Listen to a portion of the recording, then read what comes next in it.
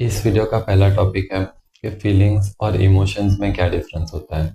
लेकिन उस पे मेरी समझ रखने से पहले मैं मेरी ये मान्यता कह के शुरू करना चाहूँगा कि मैं मानता हूँ कि हम सारे जीवित प्राणी दो चीज़ों की कॉम्बिनेशन की वजह से जीवित हैं। आत्मा और शरीर के कॉम्बिनेशन की वजह से। शरीर को मैं प्रकृति के 5 तत्वों द्वारा उत्पन्न मानता हूँ, जिसको मैं एक रॉबोट की तरह भी देखता हूँ, और उस रॉबोट का प्रोग्रामिंग मैं आत्मा को मानता हूँ। आत्मा मेरे हिसाब से एक एनर्जी है जिसमें हमारे कर्मों की लेन देन और हमारे संस्कार स्टोर्ड है। संस्कार माना प्रोग्रामिंग। आत्मा को मैं अनकॉन्शियस भी मानता हूँ। अनकॉन्शियस से मेरा मतलब है जिसमें खुद की अपनी कोई समझ नहीं है, जो अपने आप में कॉन्शियस नहीं है। जैसे कंप्यूटर का प्रोग्रामिंग, इनपुट देने पे आउटपुट भले ही कंप्यूटर का प्रोग्रामिंग ही देगा, लेकिन वो अपने आप में कॉन्शियस नहीं है। वो तो जिस प्रकार से डिजाइन किया गया है, जैसे उसका प्रोग्रामिंग हुआ है, उस प्रमाण ही अनकॉन्शियसली ही आउटपुट देते रहेगा। उसी प्रकार से मैं आत्मा को भी अनकॉन्शियस मानता हूँ कि हमारे अंदर जो भी इंफॉर्मेशन अंदर जाएगी, इंफॉर्मेशन अंदर हमारे 5 सेंस ऑर्गन के द्वारा जाएगी। आँख, कान, नाक, जीभ, त्वचा, जो मेरी दृष्टि में इनपुट ऑर्गन्स की तरह है, जिससे बाहर से कोई भी इंफॉर्मेशन अंदर जाती है। कोई घटना घटी, किसी ने कुछ कह दिया, वो अंदर जाने के बाद प्रोग्रामिंग्स रन होंगे, और जो वो आउटकम निकलेगा उसे ही मैं इमोशन कहता हूँ। उदाहरण के तौर पे अगर कोई गुस्से वाली व्यक्ति रहेगी, जिसको छोटी छोटी बातों पे गुस्सा आ जाता है, तो छोटी सी भी बाहर बात ऐसी होगी, ऐसी घटना घटेगी, तो उसके अंदर गुस्से का इमोशन ट्रिगर होगा। तो ये गुस्सा, भय, चिंता वगैरह को मैं इमोशन कहता हूँ। अगर किसी को छोटी छोटी बातों पे बुरा लगने का संस्कार है, तो छोटी सी भी बात ऐसी हुई बाहर, तो उसको बुरा लगेगा। जैसे जिसके प्रोग्रामिंग्स रहेंगे, मेनली उसके अंदर ज्यादातर वैसे ही इमोशंस जनरेट होंगे। मैं मानता हूँ कि हमारे बैठने, आत्मा के बैठने की जगह हमारे लिम्बिक सिस्टम में रहेगी, यहाँ पे। क्योंकि इस जगह को मैं एक ड्राइविंग सीट की तरह देखता हूँ, जहाँ पे बैठकर शरीर के सारे अंगों को चलाया जा सकता है, कंट्रोल किया जा सकता है। आत्मा को मैं अनकॉन्शियस माइंड भी कहता हूँ, और न्यूरोसाइंस में जिसको लिम्बिक सिस्टम कहा है, उसको मैं सबकॉन्शियस माइंड या मन भी कहता हूँ। और जिसको प्रीफ्रंटल कॉर्टेक्स कहा गया है, उसको मैं बुद्धि या कॉन्शियस माइंड भी कहता हूँ। कॉन्शियसनेस मेरे हिसाब से बुद्धि का हिस्सा है।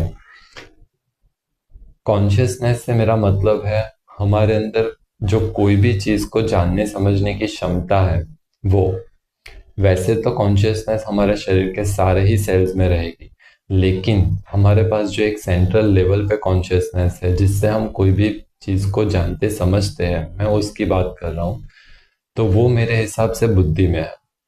कोई भी इंफॉर्मेशन अंदर गई, तो वो भले ही ब्रेन के अलग अलग रीजन में प्रोसेस होती रहेगी, विजन, स्मेल, टेस्ट, लेकिन वो सबको मिला के जो फाइनल कॉन्शियसनेस हमारे अंदर निर्माण होती है, वो मेरे हिसाब से बुद्धि में होती रहेगी। तो जैसे मैंने कहा कि कोई गुस्से वाली व्यक्ति रहेगी, तो उसके अंदर छोटी सी भी ऐसी बात हुई, तो उसके अंदर गुस्से का इमोशन ट्रिगर होगा। तो वो जो इमोशन जनरेट हुआ लिम्बिक सिस्टम में, प्रोग्रामिंग्स रन होने के बाद जो आउटकम निकला, उसे मैं इमोशन कहता हूँ। और उसे जब हम बुद्धि से फील करते हैं, जानते पहचानते हैं, तो उसी को फीलिंग कहता हूँ। जैसे मैंने कहा कि मैं मानता हूँ कि आत्मा अनकॉन्शियस है, उसमें अपने आप में कॉन्शियसनेस नहीं, समझ नहीं, तो वो फील नहीं कर पाएगी। इमोशन वहीं पे जनरेट हो रहा है, लेकिन फील हम बुद्धि के माध्यम से करते हैं, उसे पहचानते बुद्धि के माध्यम से, ऐसा मेरा मानना है। तो ये था मेरे वीडियो का पहला टॉपिक, ये फीलिंग्स और इमोशंस में क्या डिफरेंस है। शॉर्ट में कहूँ तो डिफरेंस कोई नहीं है, लेकिन जो लिम्बिक सिस्टम में जनरेट हुआ वो इमोशन, और जो वो इमोशन हमने बुद्धि से फील किया, पहचाना, वो फीलिंग। फीलिंग फिजिकल फीलिंग भी हो सकती है, माना अगर हमारे शरीर में कहीं पे पेन है और हम फील करते हैं तो वो फिजिकल फीलिंग, लेकिन मैं इस वीडियो में इमोशनल फीलिंग की बात कर रहा था। माना जब भी हम बुद्धि से हमारे इमोशन को फील करते हैं, जानते पहचानते हैं वो। इस वीडियो का दूसरा टॉपिक है इफेक्ट ऑफ मेडिटेशन। मेडिटेशन से हमारे अंदर क्या परिवर्तन हम ला सकते हैं। तो मैं मानता हूँ कि मेडिटेशन से हमारा अटेंशन स्पैन बढ़ सकता है, हमारी अवेयरनेस बढ़ सकती है, और जैसे जैसे जितनी जितनी हमारी अवेयरनेस बढ़ेगी उतना उतना हम अपने खुद के प्रोग्रामिंग्स चेंज करने के सक्षम बन जाते हैं, उस लेवल तक कि हम जीवन मुक्त अवस्था तक पहुंच सकते हैं। उस कदर के प्रोग्रामिंग निर्माण कर सकते हैं जो हमें जीवन मुक्त अवस्था तक पहुंचा सके, एनलाइटनमेंट तक। एनलाइटनमेंट से मेरा क्या मतलब है, जीवन मुक्ति से, वो मैं अपने नेक्स्ट वीडियो में बयान करूंगा। मैं बुद्धि को हमारे मसल्स की तरह ही देखता हूँ। जैसे कि अगर हम कोई मसल डेली यूज करते हैं तो वो हेल्दी रहेगा। अगर कोई मसल की हम एक्सरसाइज करें, माना उसको हेल्दी लेवल में अगर स्ट्रेस दे, साथ में न्यूट्रिशन और रेस्ट भी अगर उससे मिले, तो वो over a period of time strong बनते जाएगा, ग्रो करेगा।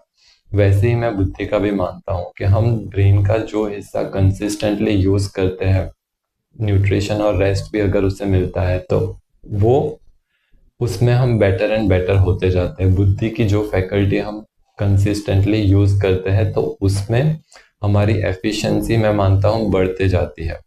तो मेडिटेशन से अटेंशन स्पैन क्यों बढ़ता है? पहले तो मैं मेडिटेशन को डिफाइन करना चाहूँगा, जो मैंने मेरे प्रीवियस कुछ वीडियोस में भी किया है, कि कोई भी एक चीज़ पे ध्यान को केंद्रित करने को ही मैं मेडिटेशन मानता हूँ। माना कि हमारे दिमाग में जो बहुत सारी बातें चलती है, उस पे से हमारा ध्यान हटाकर जब भी हम कोई भी एक चीज़ पे हमारा ध्यान केंद्रित करें, तो उसे ही मैं मेडिटेशन कहता हूँ। वो चीज़ कोई भी हो सकती है। हमारे श्वास पे हम ध्यान केंद्रित करें, या फिर कोई इमेजिनरी पॉइंट पे फोकस करें, या फिर कोई एक विषय पे विचार मंथन करें, वो सारी ही चीज़ों को मैं मेडिटेशन ही मानता हूँ। अभी इसमें हो क्या रहा है कि एक तरीके से हम अपने ब्रेन को ट्रेन कर रहे हैं, बाकी सारी बातों से अटेंशन हटा के कोई जो बात पे हमें अटेंशन लगाना है उस पे लगाने के लिए। तो जितना जितना हम वो चीज़ करेंगे उतना उतना हमारी वो एफिशिएंसी बुद्धि की बढ़ते ही जाएगी। इसलिए मैं मानता हूँ कि हमारा अटेंशन स्पैन मेडिटेशन से बढ़ सकता है। अभी दूसरी चीज़ कि मैंने ये भी कहा कि अवेयरनेस भी हमारी बढ़ सकती है। तो जब भी हम शांति में बैठते हैं तो हम अपने इमोशंस और फीलिंग्स से ज़्यादा परिचित होते जाते हैं। हमारे मन बुद्धि में कौन से विचार चालू है उससे भी हम ज़्यादा परिचित होते जाते हैं। इसलिए मैं मानता हूँ कि उससे हमारी अवेयरनेस भी बढ़ सकती है। मेडिटेशन का एक प्रकार ये भी है कि हम अंतर्मुख होकर साक्षी भाव से अपने ही विचारों को देखें। तो ये सारी ही चीज़ें हमारी अवेयरनेस बढ़ाती है। और जब हम ये अवेयरनेस को लेकर अपने आप पे वर्क करें, माना कोई भी परिवर्तन अगर हम चाहते हैं तो उसमें कॉन्शियसली अगर हम परिश्रम करें, तो over a period of time हमारी अवेयरनेस और भी ज़्यादा बढ़ती जाएगी, और हम इतने सक्षम बनते जाएंगे, मैं मानता हूँ कि हम अपने प्रोग्रामिंग्स ही चेंज कर दे। माना जो बाहर के स्टिमुलस स्वरूप जो बट नेचुरली हमारे अंदर इमोशन जनरेट होता था, वो उसे भी हम बदल दे। माना गुस्से वाली व्यक्ति परिवर्तन करके शांति का संस्कार डेवलप कर सकती है। जो बाहर से स्टिमुलस के अंदर, उस स्टिमुलस के परिणाम स्वरूप प्रोग्रामिंग रन होने पे उसके अंदर गुस्से का इमोशन जनरेट होता था, वो अगर उसका प्रोग्रामिंग चेंज करके शांत रहने का प्रोग्रामिंग बनाए तो वो भी पॉसिबल हो सकता है, ऐसा मैं मानता हूँ। वो कैसे, उस पे मेरी क्या समझ और मान्यताएं है, वो एक अलग वीडियो में मैं बयान करना चाहूँगा, क्योंकि वो अपने आप में एक लंबा टॉपिक है। ओम शांति।